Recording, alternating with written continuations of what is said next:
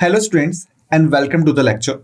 So students, as we know that we are covering the financial knowledge and basically banking awareness part of it. Okay, and since the last lecture, what we have started to discuss, basically we have started discussing about the FMC. Okay, FMC. All right. First of all, what we will do, we will try to revise it. Okay. So when I ask you what you mean by the FMC, so what is the full form of this? Okay. So the full form of this is Future Market Commission. Right? That is the full form. Okay. But it is wrong. Alright, that was a twist. In the previous lecture also, the one thing on which I emphasized more and more was that you should must be aware about the full form. Okay, so the full form is Forward Market Commission. Okay, Forward Market Commission. That is the full form. Got it? So basically, if we talk about its establishment year,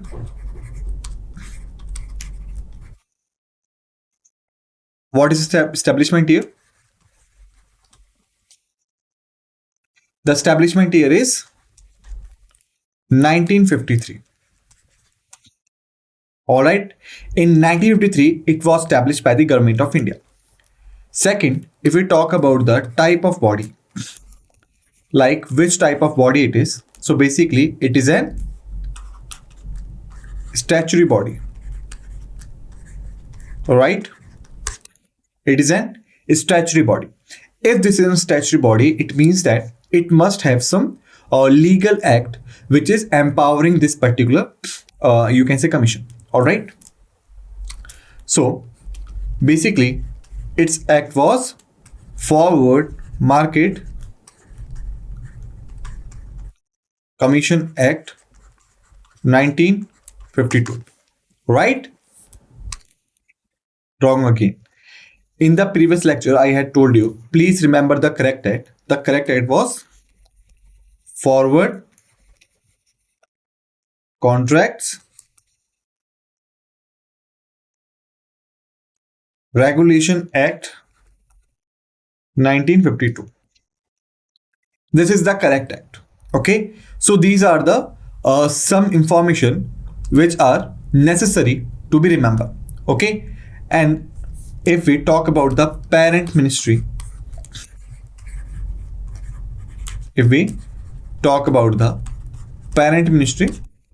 which is the parent ministry of this particular organization, it is the Ministry of Finance. Got it? So this is the some kind of information which is required to be revised before we proceed further. Okay. So first of all, it's a Forward Market Commission, in short known as the FMC.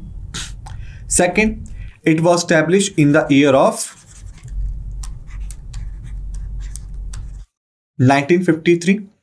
It's a type of body, statutory body. Its act was not a Forward Market Commission Act, okay, but a Forward Contracts Regulation Act 1952. Okay. Thereafter, if we talk about the parent ministry, then the parent ministry is Ministry of Finance. All right. So this is the some kind of information which we have revised. Okay. So this is the topic we are covering on. It's a banking awareness. Now, FMC we have completed. Regulation part we had completed. Functions we have completed. All right. What we are left with, we have to cover this particular thing: Commodity Future Market, Forward Contract Act, integration with SEBI, commodity derivatives, and the summary. Okay. These are the left items which we are required to cover. Okay. So it means that first we will start with the Commodity Future Market. But here is one thing which we are required to be discussed is that in the previous lecture I had told you, when I talk about the market, so market is a platform or a place, okay, which could be in physical or intangible form, where buyers and sellers come together and operate in activities like a buying or sale. All right, and basically, when I started the discussion over the forward market, or you can say over the future market. So basically, what did I tell you? Basically, I told you, suppose it was a year of 2005, it is a year of 2006. Okay, there is a company XYZ, there is a company ABC. XYZ signed a contract with ABC to deliver a 15 cars. Okay, and these 50 cars will be manufactured by the ABC but will be sold out to the market by XYZ. Okay, in the name branding or whatever you can say. All right, so this is the forward agreement or the future agreement. Okay, because the signing of the agreement was in 2005, but the execution or maturity of the agreement is in 2006. It means that the agreement is not going to be fulfilled on the same time, right? So it is a future agreement. Got it? So basically, what this kind of agreement does, it fixes the price. In the previous lecture, as I have told you, okay, in the previous lecture, also I had told you, if there are any price fluctuations or anything, like price may be increase or decrease, you can say, suppose when the agreement was signed, the price was rupees 1 lakh in manufacturing of each car, but in 2006 it was only rupees 50,000. Okay, so XYZ could not claim it that they will pay 50,000 only, because right now the price is 50,000.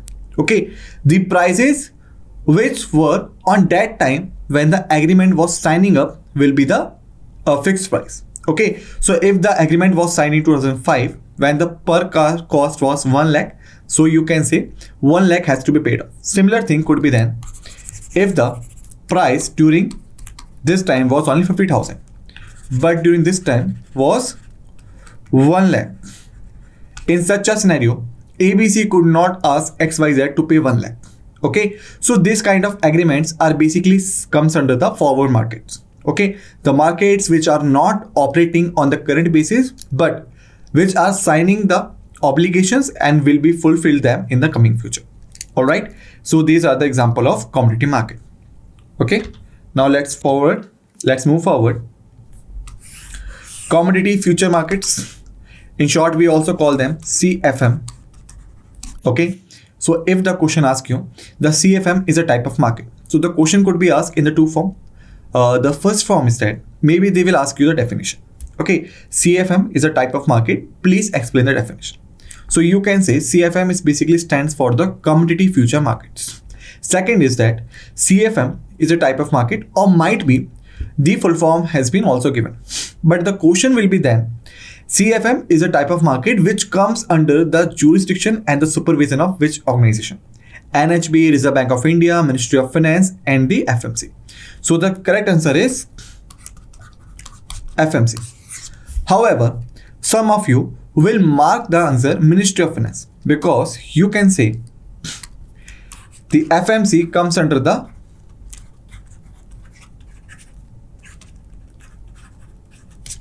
Ministry of Finance, right? So you can say because the FMC comes under the Ministry of Finance, so eventually the Ministry of Finance is the organization which is dealing with the commodity future market. Okay, but the question is basically this is the parent organization and it's having various organizations under it. Okay, so it is not directly dealing with the forward markets, but instead of the Ministry of Finance, FMC is the frontline soldier who is dealing with the commodity future market. Okay, so the most appropriate answer on that time will be this only. Okay, so remember, you are not required to mark the answer which could be right, but you are required to mark the answer which is right and appropriately right. Please mark my words. Okay, so let's begin. First thing, we have the commodity future markets and the standardized contracts. Okay, so let's see. Commodity future markets are financial markets where participants can buy and sell standardized contracts for the future delivery of various commodities. As I have told you, suppose there is a company XYZ signed a deal with ABC to deliver the cards. All right. So they are having the standardized contracts. It means every terms and conditions which are to be fulfilled in the coming future, but they are to be mentioned on the time of signing of the contract. Okay. Thereafter, the commodities include, okay, now this is an important part. Okay, might be the question may be asked you, the commodities future market includes which type of commodities? So you will say, okay, they might be include the commodities which are the expensive things like cars, like mobiles, laptop, electronics, whatever you can say. Okay, but basically, what you are required to understand here is that if you think about that, why I will sign a deal with you for the future. What is the main reason, or what could be the main reason I have to do this? Think about it. If, suppose, let me give an example. Okay, so there are hoodie. Okay, you understand hoodie? Okay, like I'm wearing it. All right. So there are two types of hoodie. First is available in retail. Okay. Second is customize. All right. So if we go with the first one, it's like it is in front of you. It is in ready condition. So you can you can go and buy it. Why you will sign the future deal? Okay. Because you have the product right now. But when you go to the customize hoodie, it means that you want to put some logo on the hoodie, you want to write something on the hoodie. So in such a case, the hoodie could not be available to you on the immediate basis. First of all, your design will be submitted. Okay. Thereafter, the hoodie will be chosen. Thereafter, the printing procedure will be going on. Then the shipment and the delivery. So it's a time-taking process. Okay. So remember, basically for the time-taking processes, the future contracts are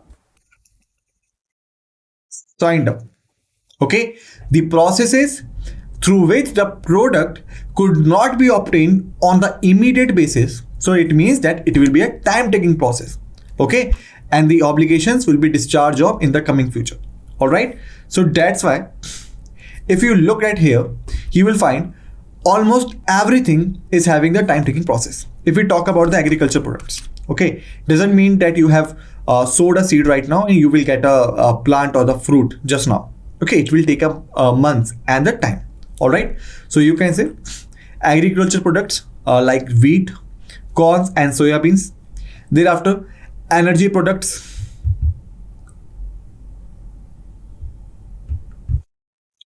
like crude oil and natural gas. Okay, like gold and copper and other financial instruments like the stock indexes and the interest rate. Okay, so all these kind of things are having the time taking processes, and because that's why they are comes under the commodity future markets. Okay, and why they are standardized contracts, as I have told you, all the terms and conditions, all the weights and measures are mentioned in the particular agreement which is signed on today but will be discharged of in the coming future. Okay, second part is the price discovery. Okay, what do you mean by it? Price discovery is a fundamental function of the commodity future markets. It refers to the process of determining the market price of commodity for future delivery based on the interaction of supply and demand in the future market.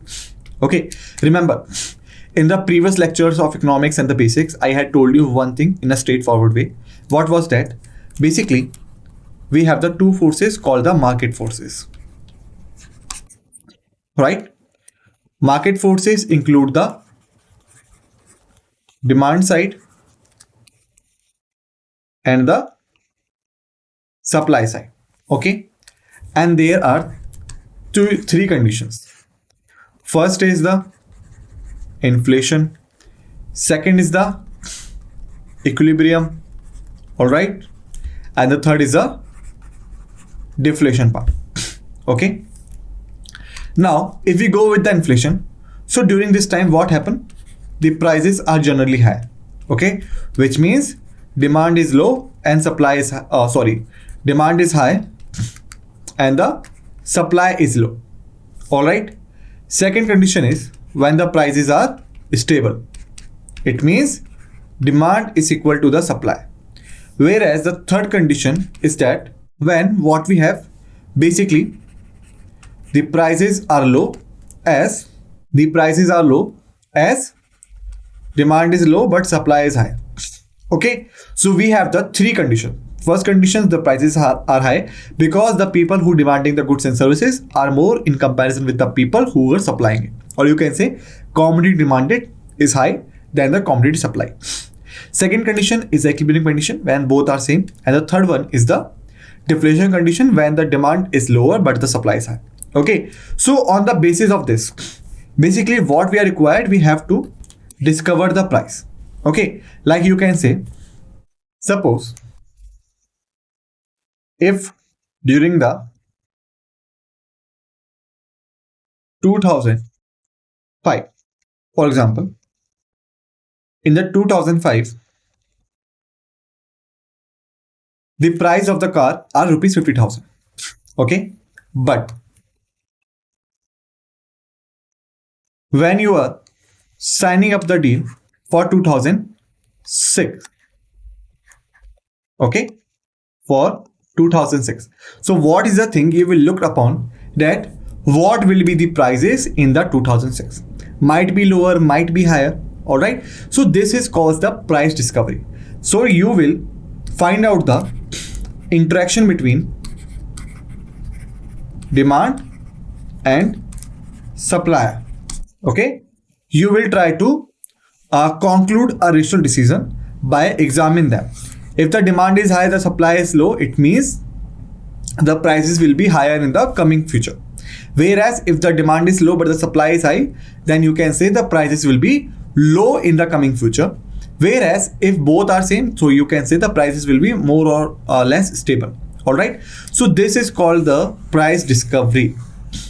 It means while signing up the agreement, when you fixes the terms and conditions, weight and measures and different provisions, then it is required that you must be able to evaluate the current correct price situation in the coming future.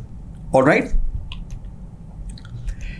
The future market serve as a platform for market participants to express their opinions on the future price direction of the commodity.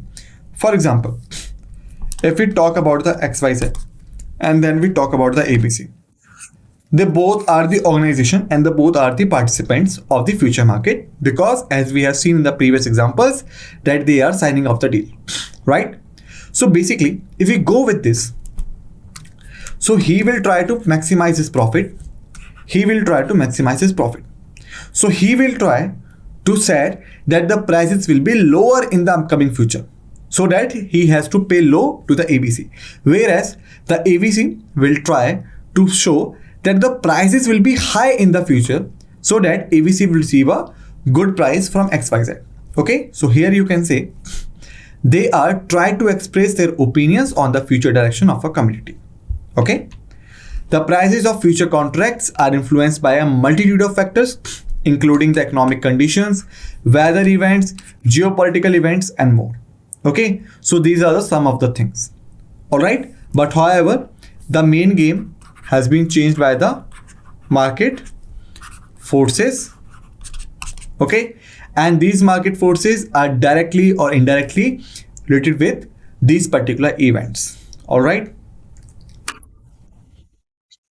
The trading activity and price movements in the future market provide valuable information about market sentiment and expectations, which can be used by various stakeholders for the decision making process. Thereafter, what we have the risk management for producer. Okay, why it is important? Because producer is the person who has signed a deal with someone in the coming time or in the current time, but has been liable to discharge its liability in the coming future. All right, so you can say it's some kind of unpredictable thing. Okay, you could not exactly see the future prices. However, you could analyze the various things and might be it is possible that on exact or nearby to it you will be reach. But it is not possible that you reach the absolute price condition. Okay, so that's why they have to accompanied by the risk management practices. Producer of commodities such as the farmers, the miners, and the energy companies face inherent price volatility and the uncertainty. Okay, because might be suppose for example, this is the XYZ, this is the ABC.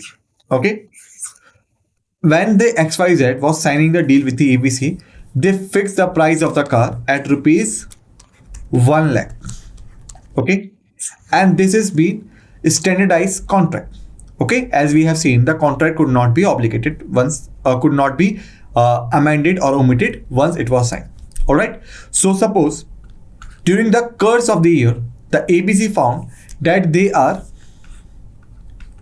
getting rupees 1,20,000 as a cost per unit in manufacturing of car. Okay, now they have the obligation to produce the car, but now what they are facing, they are facing a particular condition that they have to spend more than they earning. Okay, so it means this is the loss condition. Okay, and this could be done because of the price volatility and the uncertainty. Okay, so that's why it is become essential. Commodity future markets offer them a mechanism to manage and mitigate these risks by analyzing the futures and sign a particular agreement which had been enforceable by the FMC under the term of commodity future market. Okay. Producer can use future contracts to lock in a price for their future production. For example, a wheat farmer can sell wheat future contracts to ensure a predetermined price for their crop when it is ready for harvest. Second thing you can say, suppose ABC and the XYZ. Okay. Right now, when the ABC and the XYZ sign a deal, okay, so in such a case, the ABC is the producer, all right, and the XYZ is basically the buyer. All right.